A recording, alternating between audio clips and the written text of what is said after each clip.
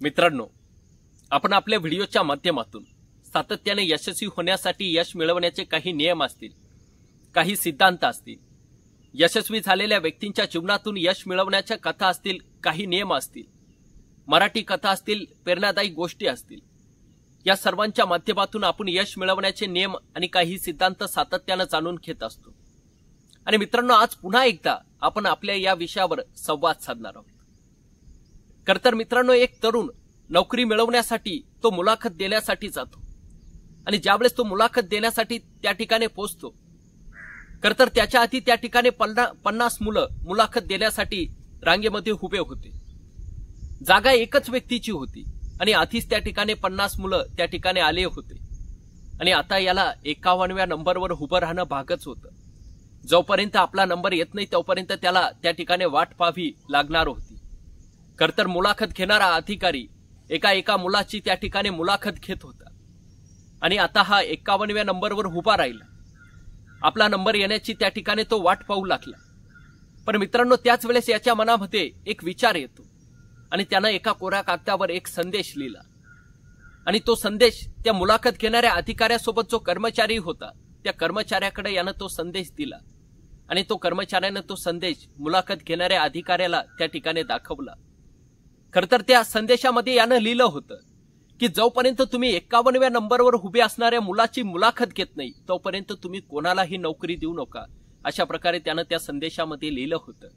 आणि त्यावेळेस त्या मुलाखत घेणाऱ्या अधिकाऱ्यानं ज्यावेळेस तो संदेश वाचला त्यावेळेस मित्रांनो, तो मुलाखत घेणारा अधिकारी सरळ त्या ठिकाणी बाहेर येतो आणि 51व्या नंबरवर उभे असणाऱ्या त्या मुलाला म्हणतो की जा, मी तुला नोकरी दिली, तर मला वाट पाहणारा व्यक्ती हवा, मला फक्त वाट पाहणारा व्यक्ती हा नको आहे।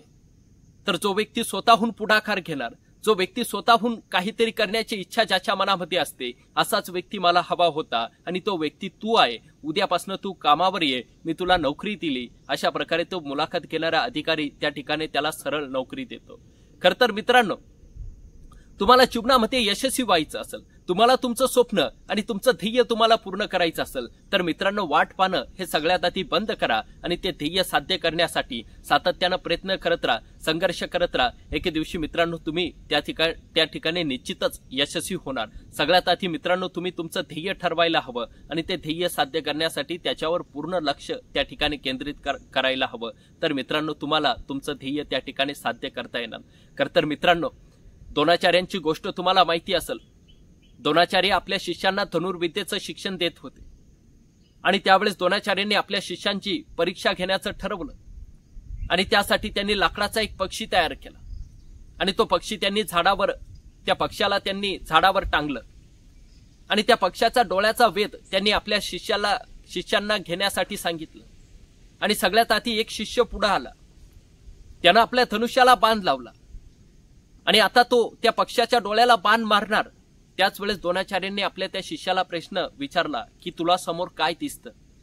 आणि त्यावेळेस त्या शिष्यानं द्रोणाचार्यांना उत्तर दिलं की मला हे झाड दिसतं, झाडावरचा तो पक्षी दिसतो, माझे भाऊ मला दिसतात। अशा प्रकारे त्या शिष्यानं द्रोणाचार्यांना उत्तर दिलं आणि त्यावेळेस द्रोणाचार्यांनी त्या शिष्याला बाजूला होण्यासाठी सांगितलं। नंतर त्या ठिकाणी अर्जुन येतो, अर्जुनानं आपल्या धनुष्याला बाण लावला आणि त्यावेळेस द्रोणाचार्यांनी पुन्हा अर्जुनाला तोच प्रश्न विचारला की तुला समोर काय दिसतं? आणि त्यावेळेस अर्जुनांनी द्रोणाचार्यांना उत्तर दिलं की मला फक्त आणि फक्त त्या पक्षाचा डोळाच या ठिकाणी दिसतो। आणि त्यावेळेस द्रोणाचार्यांनी अर्जुनाला बाण सोडण्यासाठी सांगितलं आणि अर्जुनाचा बाण ज्यावेळेस सुटला त्यावेळेस त्या बाणाने बरोबर त्या पक्षाच्या डोळ्याचाच त्या ठिकाणी वेध घेतला। म्हणजे जोपर्यंत मित्रांनो आपण आपल्या आयुष्यामध्ये आपण ठरवलेल्या ध्येयावर, आपण पाहिलेल्या स्वप्नावर जोपर्यंत आपण आपलं पूर्ण लक्ष केंद्रित करत नाही तोपर्यंत मित्रांनो आपल्याला ते ध्येय आणि ते स्वप्न खऱ्या अर्थानं पूर्ण करता येत नाही। म्हणून मित्रांनो, ठरवलेल्या ध्येयावर तुम्ही पूर्ण लक्ष त्या ठिकाणी केंद्रित करायला हवं। तर मित्रांनो, सूर्य चांगला तळपत असेल आणि तुमच्याकडे जाड असा भिंग असणार, तो भिंग ज्यावेळेस तुम्ही एखाद्या कागदावर धरणार आणि त्या भिंगावर ज्यावेळेस सूर्याची किरणं एकवटतात त्यावेळेस मित्रांनो त्या भिंगामध्ये एक विशिष्ट ऊर्जा आणि एक शक्ती निर्माण होते आणि त्यानंतर खाली असणाऱ्या त्या कागदाला त्या ठिकाणी आग लागते, तो कागद त्या ठिकाणी जळायला सुरुवात होते। पण मित्रांनो, हे करत असताना तुम्ही जर तो भिंग इकडे तिकडे हलवत राहणार तर मित्रांनो त्या कागदाला कधीही त्या ठिकाणी आग लागणार नाही। कागदाला तेव्हाच आग लागते जेव्हा त्याच्यावरती सूर्याची किरण पूर्णपणे एकवटतात। म्हणजे मित्रांनो, तुम्हाला जीवनामध्ये यशस्वी व्हायचं असेल, तुम्हाला तुमचं ध्येय पूर्ण करायचं असेल, ते साध्य करायचं असेल, तर सगळ्यात आधी तुमचं लक्ष पूर्ण त्या ध्येयावर एकवटायला हवं. ते ध्येयच तुमच्या डोळ्यासमोर सातत्यानं राहायला हवं. तर मित्रांनो, तुम्हाला ते ध्येय त्या ठिकाणी साध्य करता येणार. म्हणून मित्रांनो, सगळ्यात आधी स्वतःचं एक ध्येय निश्चित करा. नेमकं आपल्याला जायचं कुठं आहे, नेमकं आपल्याला करायचं काय आहे, हे सगळ्यात आधी ठरवावं लागतं. त्यावेळेस आपल्याला त्या ठिकाणी पोहोचता येतं. तर मित्रांनो, एक तरुण प्रवास करण्यासाठी निघाला. बऱ्याच दिवस प्रवास केल्यानंतर तो एका गावामध्ये जाऊन पोहोचतो. आणि त्या गावामध्ये पोहोचल्यानंतर त्या गावातील एका ज्येष्ठ व्यक्तीला तो तरुण विचारतो की हा रस्ता कुठं जातो. आणि त्यावेळेस त्या ज्येष्ठ व्यक्तीने त्या तरुणालाच प्रश्न विचारला की तुला नेमकं जायचं कुठं आहे. आणि त्यावेळेस तो तरुण त्या ज्येष्ठ व्यक्तीला म्हणतो की मलाच माहिती नाही मला जायचं कुठं आहे. आणि त्यावर तो ज्येष्ठ व्यक्ती त्या तरुणाला म्हणतो की जर तुला माहितीच नाही तुला जायचं कुठं आहे, मग तू कोणत्याही रस्त्यानं गेला तर काय फरक पडणार आहे. तर मित्रांनो, आपल्याला जर जीवनामध्ये जर आपण ठरवलंच नाही की आपल्याला नेमकं जायचं कुठं आहे, आपल्याला नेमकं करायचंच काय आहे, हे जर आपण ठरवलं नाही, तर मित्रांनो, आपल्याला आयुष्यामध्ये काहीही साध्य करता येत नाही. आपल्याला कितीही मोठं आयुष्य मिळालं तर त्यानं काही मित्रांनो फरक पडणार नाही.